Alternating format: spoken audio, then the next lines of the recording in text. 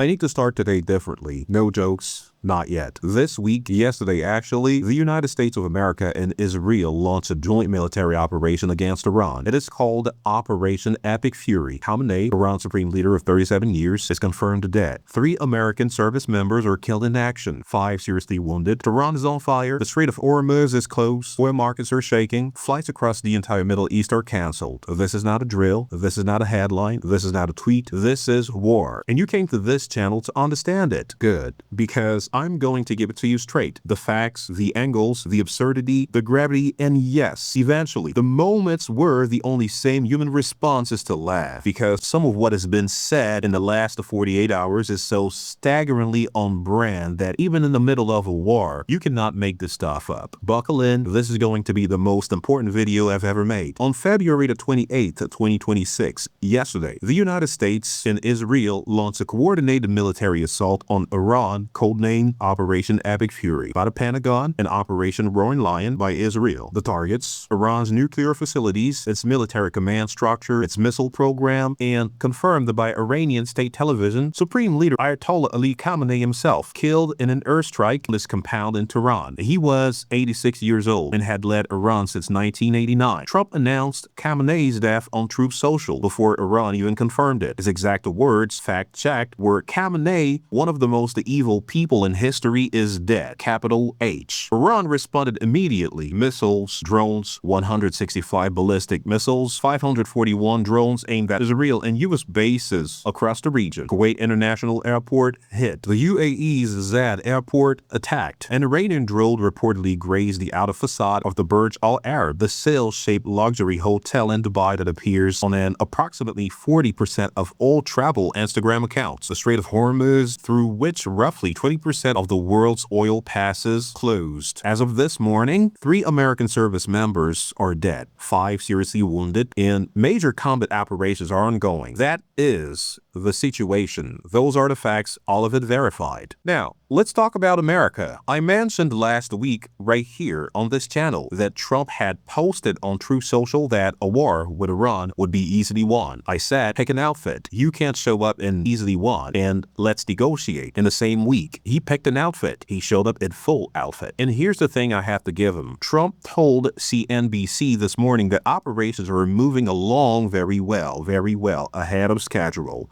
Ahead of schedule. The man runs wars like he runs construction projects on budget, ahead of schedule, probably on the cost. We'll see about the last one. He also said, and this is real, that often happens in war, referring to American casualties. But we are doing this not for now. We're doing this for the future, and it is a noble mission. You can agree with that or not, but I will tell you this. Those are not the words of a man who is winging in. Whatever you think of Donald Trump, in this moment, he is a wartime president. And he is speaking like one. He also called on the Iranian people directly to overthrow their own regime once the fighting is done, which is either the boldest ask in the history of foreign policy or the foreign policy equivalent of breaking someone's house and then handing him a broom. Here's what I want to talk about, because this is the real story. Right now, across America, there are 3 very different conversations happening at 3 very different kitchen tables. Table 1, the Pride table. These are Americans, and there are millions of them, who watched Operation Epic Fury unfold and felt something visceral, something old, something that goes back to the days when America projected power and the world paid attention. Iran has been a thorn in America's side since 1979. The hostage crisis, the proxy wars, American soldiers killed by Iranian-backed militias in Iraq and Afghanistan for 20 years, the nuclear program that never seemed to end. And now, in 48 hours, the supreme leader is dead. The nuclear facilities are hit, and America did it, together with Israel, decisively. For that table, this is not a complicated moment. This is America doing what America does. Table 2. These are Americans who watched the same events and felt their stomach drop. They remember Iraq. They remember Afghanistan. They remember mission accomplished. They remember 20 years of ahead of schedule that somehow never ended. 3 American kids are dead this morning. 5 more are in hospitals somewhere in the Middle East. Their families got phone calls last night that no family should ever get. Senator Bernie Sanders said it plainly. Trump is gambling with American lives and treasure to fulfill Netanyahu's decades-long ambition. He called it unconstitutional. He's not alone. The Constitution says Congress declares war, not the president, not True Social. That table is unpatriotic. That table is scared, and scared in a completely legitimate response to war. Now, table 3, the confused table. This is, honestly, most of America right now. People who woke up Saturday morning and saw U.S. bombs Iran on their phones and went, wait, when did we decide to do this? Because here's the thing that is genuinely wild. Just before the strikes began, Oman's foreign minister announced that Iran had actually agreed to never stockpile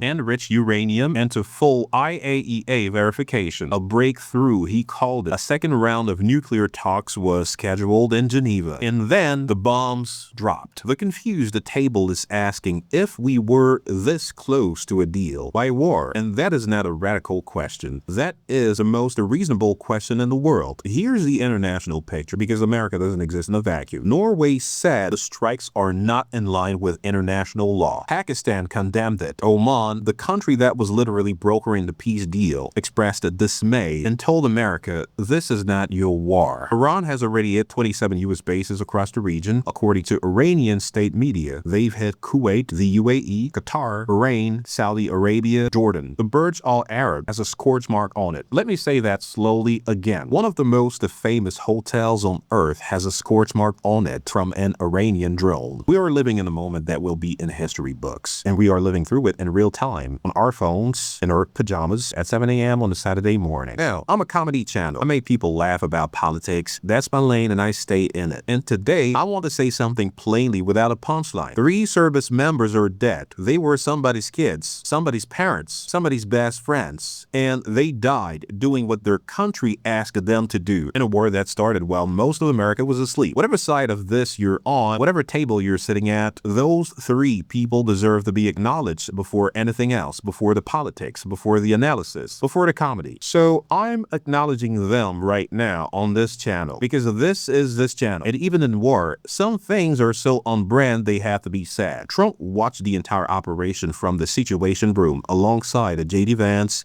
Pete Hegseth, Marco Rubio. The photo was posted on the White House official X account. The man who said the war would be easily won watched it from a room called the Situation Room, surrounded by people with very serious faces, and then posted about it on social media. This is peak 2026. Iran's response included a drone that hit the Burj Al Arab, the most Instagrammed hotel in the world, the one that looks like a sale, the one where people pay $1,500 a night and post photos of their gold to play the bathtubs. The Iranian military, the moment of geopolitical retaliation, targeted a luxury hotel that serves afternoon tea. OPEC, watching all of this unfold, called an emergency meeting and decided to increase oil production by 206,000 barrels per day to prevent prices from exploding. The oil cartel looked at the war in the Middle East and said, we're going to be very calm and sensible about this, which honestly is more than most people managed. And Trump told the CNBC that operations are ahead of schedule in a war that started 36 hours ago. He has already decided it is ahead of schedule. The man has the confidence of someone who has never once been late for anything in his entire life. The world that changed this weekend, whether it changed for better or worse, history will decide. Smart people disagree, patriots disagree. Americans sitting at all 3 of those kitchen tables are all looking at the same facts and reaching completely different conclusions. That's not weakness, that's democracy. That's America working exactly the way it is supposed to, loudly, massively, passionately, and without easy answers. What I know is this: the next few days, weeks, and months are going to produce more news, more developments, and more moments that demand to be understood clearly, accurately, and with enough wit to keep you sane while processing it. That's why this channel exists. Not to tell you what to think, but to make sure you have the facts, the context, and at least one laugh while you figure it out for yourself. 3 Americans gave everything anything this weekend. At least the rest of us can do is pay attention. Subscribe, hit the bell, share this video with someone who needs to understand what's happening. My name is David Jones Captain Tear. This is David Jones Captain Tear, and this right here, right now, is the most important news cycle of our lifetime. I'll see you in the next one. Stay safe out there.